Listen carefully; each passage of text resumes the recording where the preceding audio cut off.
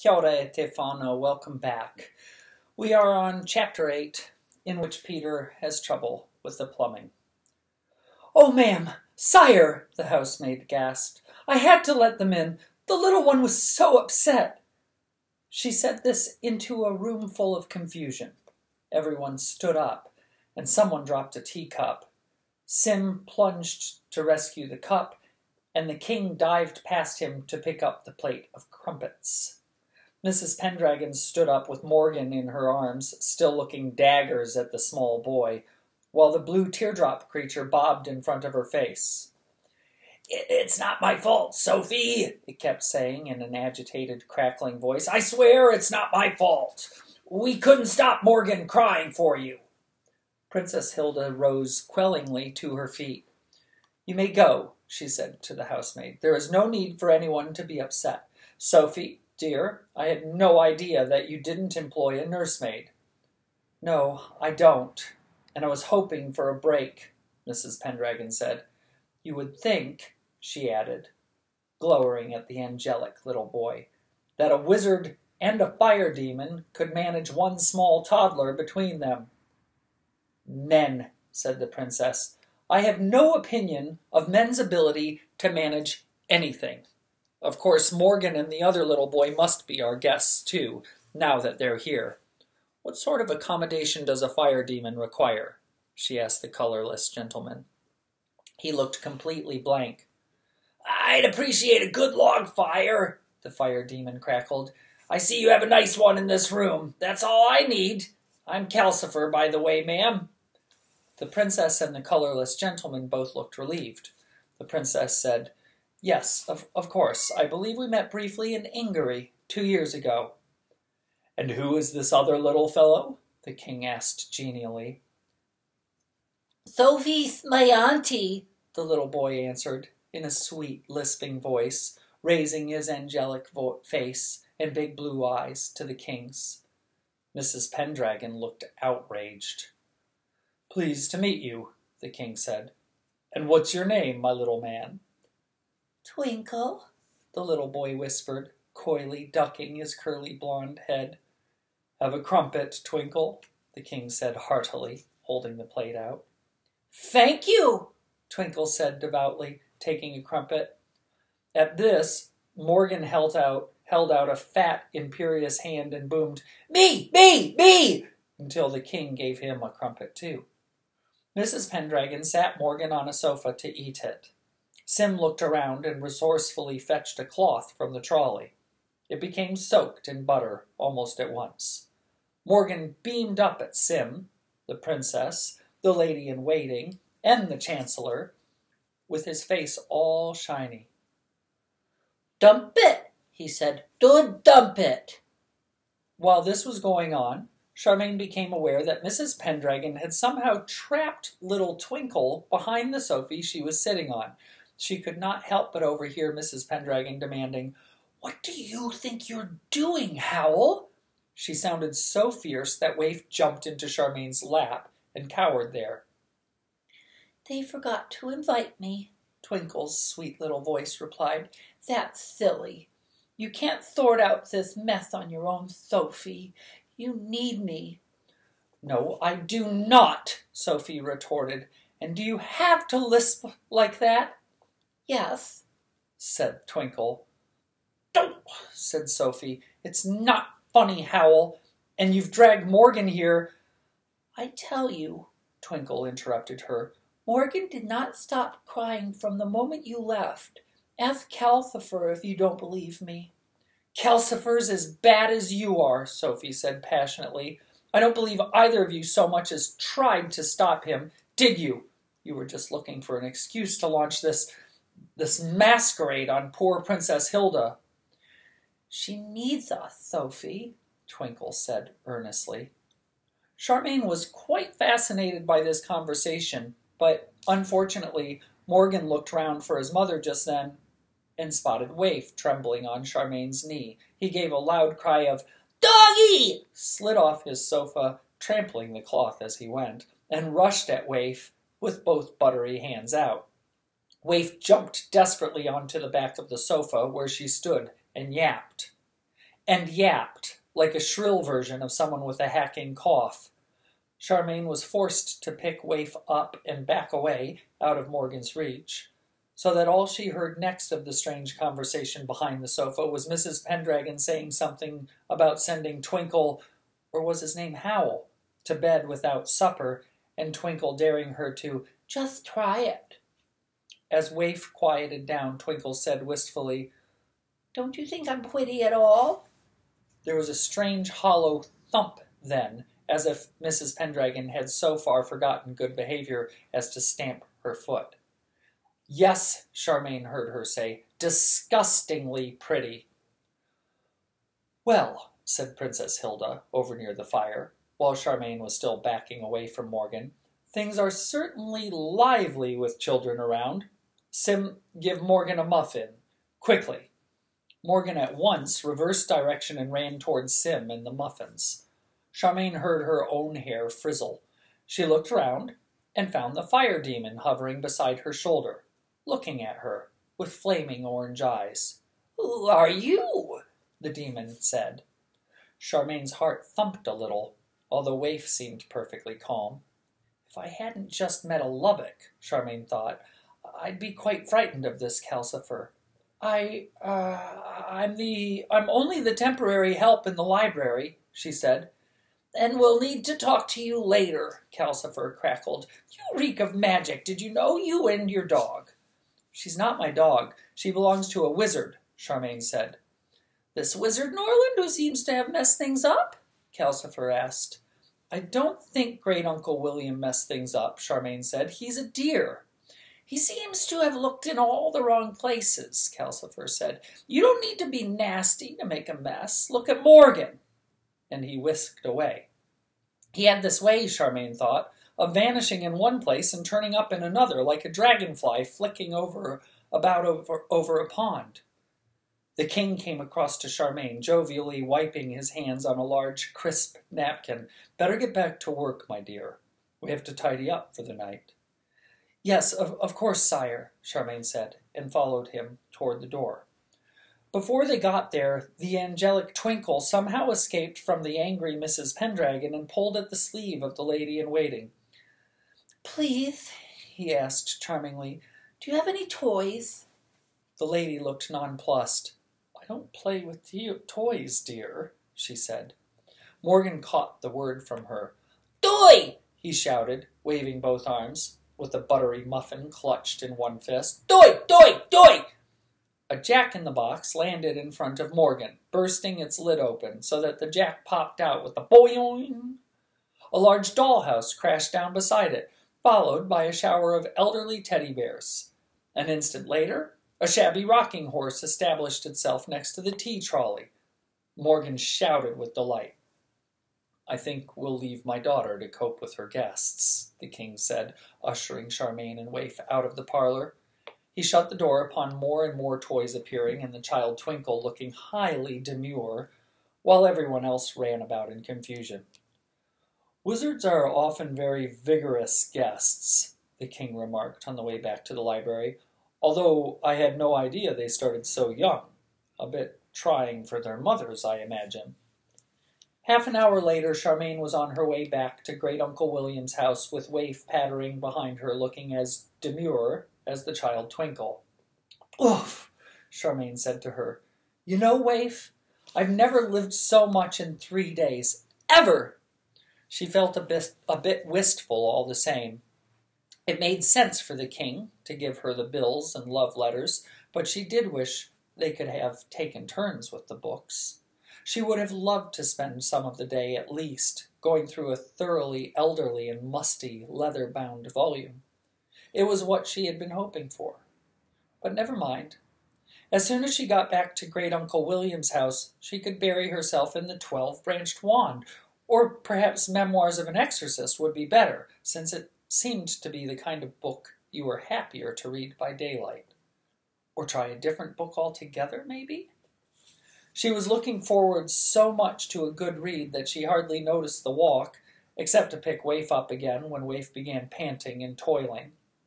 With Waif in her arms, she kicked Great Uncle William's gate open and found herself confronting Rollo, halfway up the path, scowling all over his small blue face. "What is it now?" Charmaine said to him, and seriously wondered whether to pick Rollo up, too, and throw him into the hydrangeas. Rollo was small enough to hurl beautifully, even when she had one arm wrapped around Waif.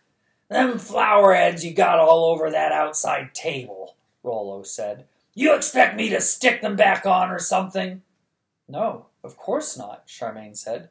"They're drying in the sun. Then I'll have them in the house." "Ha!" said Rollo. "Prettifying in there, are you? How do you think the wizard'll like that?" "None of your business," Charmaine said haughtily, and strode forward so that Rollo was forced to hop out of her way. He shouted something after her as she was opening the front door, but she did not bother to listen. She knew it was rude. She slammed the door shut on his yells. Indoors, the smell of the living room was more than musty. It was like a stagnant pond. Charmaine put Waif on the floor and sniffed suspiciously. So did Waif. Long brown fingers of something were oozing under the door to the kitchen. Waif tiptoed up to them warily. Charmaine, equally warily, put out her toe and prodded the nearest brown trickle. It squished like a marsh. "Oh, what has Peter done now?" Charmaine exclaimed. She flung the door open. 2 inches of water rippled all over the kitchen floor. Charmaine could see it seeping darkly up the 6 bags of laundry beside the sink. "Ugh!" she cried out, slammed the door shut, opened it again, and turned left. The corridor there was awash. Sunlight from the end window flared on the water in a way that suggested a strong current coming from the bathroom. Angrily, Charmaine splashed her way there. "All I wanted to do was sit down and read a book," she thought, "and I come home to a flood." As she reached the bathroom, with Waif paddling unhappily after her, its door opened, and Peter shot out of it, damp down his front and looking thoroughly harassed. He had no shoes on, and his trousers were rolled up to his knees. "Oh, good, you're back," he said, before Charmaine could speak. "There's this hole in one of the pipes in here. I've tried 6 different spells to stop it, but all they do is make it move about. I was just going to turn the water off at that woolly tank through there, or try to anyway, but perhaps you could do something instead." "Woolly tank?" Charmaine said. "Oh, you mean that thing covered in blue fur? What makes you think that will do any good? Everywhere's flooded." "It's the only thing I haven't tried," Peter snarled at her. "The water has to come from there somehow. You can hear it trickling. I thought I might find a stopcock." "Oh, you're useless," Charmaine snarled back. "Let me have a look." She pushed Peter aside and flounced into the bathroom, raising a sheet of water as she went. There was indeed a hole. One of the pipes between the wash basin and the bath had a lengthwise slit in it, and the water was spraying out of it in a merry fountain. Here and there along the pipe were gray, magical-looking blobs, which must have been Peter's 6 useless spells. And this was all his fault, she snarled to herself. He was the one who made the pipes red hot. Oh, honestly! She rushed at the spraying slit and angrily planted both hands on it. "Stop this!" she commanded. Water sprayed out round her hands and into her face. "Stop it at once!"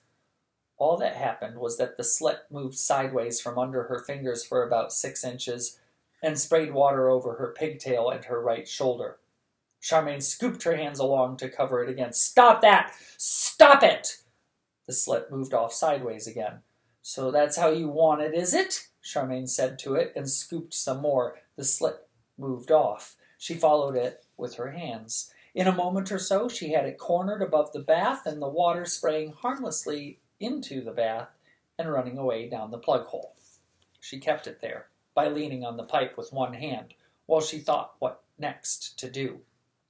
"I wonder Peter didn't think of this," she thought in a sort of mutter, instead of running about, casting useless spells.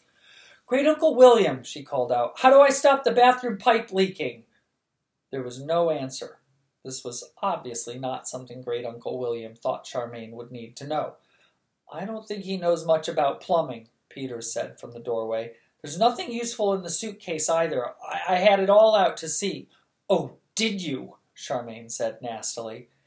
Yes, some of the stuff in there is really interesting, Peter said. I'll show you if you... Be quiet and let me think, Charmaine snapped at him.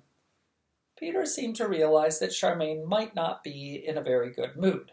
He stopped talking and waited while Charmaine stood in the bath and leaned on the pipe, thinking. You had to come at this leak 2 ways so that it wouldn't slide off again. First, you fixed it in one place, and then you covered it up. But how? Quick, before my feet are quite soaked. Peter, she said, go and get me some dishcloths, at least 3. Why? Said Peter. You don't think... Now! Said Charmaine. To her relief, Peter went crossly splashing off, muttering about bossy, bad-tempered cats. Charmaine pretended not to hear. Meanwhile, she dared not let go of the slit, and the slit kept spraying, and she was getting wetter every second. Oh, blast Peter! She put her other hand on the farther end of the slit and began pushing and sliding her hands together as hard as she could. Close up, she ordered the pipe. Stop leaking and close up! Water spouted rudely into her face. She could feel the slit trying to dodge, but she refused to let it. She pushed and pushed. I can do magic, she thought at the pipe. I worked a spell. I can make you close up. So close up! And it worked. By the time Peter came wading back with just 2 cloths, saying those were all he could find, Charmaine was soaked through to her underclothes, but the pipe was whole again. Charmaine took the cloths and bound them around the pipe on either side of where the slit had been. Then she snatched up the long black back brush from beside the bath, this being the only thing remotely like a wizard's staff that she could see, and batted at the cloths with it. Stay there! Don't dare move, she told the cloths. She batted at the mended slit. You stay shut, she told it, or it'll be the worse for you. After that, she turned the back brush on Peter's blobby gray spells and batted at them, too. Go, she told them. Go away. You're useless. And they all obediently vanished. Charmaine, flushed with a sense of great power, batted at the hot tap beside her knees. Run hot again, she told it, and let's have no nonsense. And you, she added, reaching across to bat at the hot tap on the wash basin, both hot, but not too hot, or I'll give you grief. But you stay running cold, she instructed the cold taps, batting them. Finally, she came out of the bath with a great splash and batted at the water on the floor. And you go!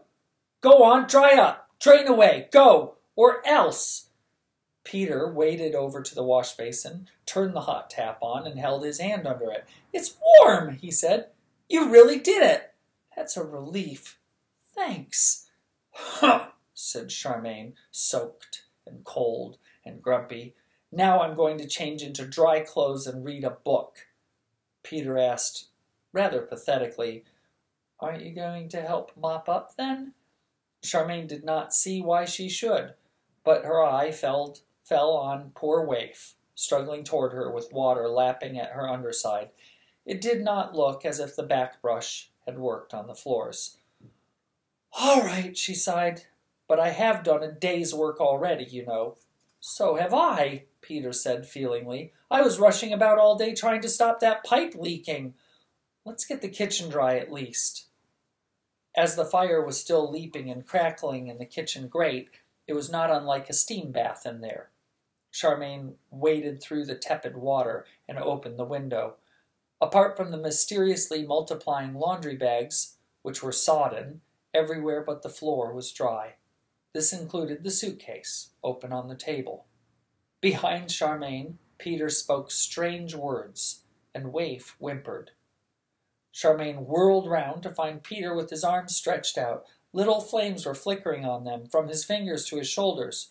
Dry, oh waters on the floor, he intoned. Flames began to flicker across his hair and down his damp front, too. His face changed from smug to alarmed. Oh, dear, he said. As he said this, the flames rippled all over him, and he began to burn quite fiercely. By then he looked quite plain frightened. "It's hot! Help!" Charmaine rushed at him, seized one of his blazing arms, and pushed him over into the water on the floor. This did no good at all. Charmaine stared at the extraordinary sight of flames flickering away under the water and simmering bubbles appearing all around Peter, where the water was starting to boil, and hauled him up again, double quick, in a shower of hot water and steam. "Cancel it!" she shouted, snatching her hands off his hot sleeve. "What spell did you use?" "I don't know how," Peter wailed. "What spell?" Charmaine bawled at him. "It was the spell to stop floods in the Book of Palimpsest," Peter babbled, "and I've no idea how to cancel it." "Oh, you are stupid," Charmaine cried out. She grabbed him by one flaming shoulder and shook him. "Cancel spell!" she shouted. "Ouch! Spell! I order you to cancel at once!" The spell obeyed her. Charmaine stood shaking her scorched hand and watched the flames vanish in a sizzle, a cloud of steam, and a wet, singeing smell. It left Peter looking brown and frizzled all over.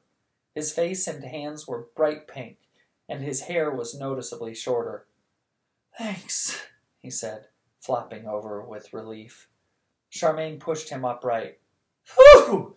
You smell of burned hair. How can you be so stupid? What other spells have you been doing?" "Nothing," Peter said, raking burned bits out of his hair. Charmaine was fairly sure he was lying, but if he was, Peter was not going to confess. "And it wasn't that stupid," he argued. "Look at the floor." Charmaine looked down to see that the water had mostly gone. The floor was once again simply tiles, wet, shiny, and steaming, but not flooded any longer. "Then you've been very lucky," she said. "I mostly am," Peter said. "My mother always says that, too, whenever I do a spell that goes wrong. I think I'm going to have to change into different clothes." "Me too," Charmaine said. They went through the inner door, where Peter tried to turn right, and Charmaine pushed him left, so that they went straight, and arrived in the living room. The wet trickles on the carpet there were steaming and drying out rapidly, but the room still smelled horrible. Charmaine snorted, turned Peter round, and pushed him left through the door again. Here, the corridor was damp, but not full of water any longer. "See?" Peter said as he went into his bedroom. "It did work." "Huh!" Charmaine said, going into her own room. "I wonder what else he's done. I don't trust him an inch." Her best clothes were a wet mess. Charmaine took them off sadly and hung them around the room to get dry. And nothing was going to cure the big scorch mark down the front of her best jacket. She would have to wear ordinary clothes tomorrow when she went to the royal mansion. "And do I dare leave Peter alone here?" she wondered. "I bet he'll spend the time experimenting with spells." "I know I would." She shrugged a little as she realized she was no better than Peter, really. She had been quite unable to resist the spells in the Book of Palimpsest either. She was feeling much more kindly toward Peter when she came back to the kitchen, dry again except for her hair, and wearing her oldest clothes and her slippers. "Find out how to ask for supper," Peter said as Charmaine put her wet shoes to dry in the hearth. "I'm starving." He was looking much more comfortable in the old blue suit that he had arrived in. "There's food in the bag Mother brought yesterday," Charmaine said, busy arranging the shoes in the best place. "No, there isn't," Peter said. "I ate it all for lunch." Charmaine stopped feeling kindly toward Peter. "Greedy pig," she said, banging on the fireplace for food for Waif. Waif, in spite of all the crumpets she had eaten in the royal mansion, was delighted to see the latest dog dish. "And so are you a greedy pig," Charmaine said, watching Waif gobble. "Where do you put it all? Great Uncle William, how do we get supper?" The kindly voice was very faint now. "Just knock on the pantry door and say supper, my dear." Peter got to the pantry first. "Supper!" he bellowed, banging hard on the door. There was a knobby, flopping sound from the table. Both of them whirled round to look. There, lying beside the open suitcase, were a small lamb chop, 2 onions, and a turnip. Charmaine and Peter stared at them. All raw, Peter said, stunned. And not enough, anyway, Charmaine said. Do you know how to cook it? No, said Peter. My mother does all the cooking in our house. Oh, said Charmaine. Honestly.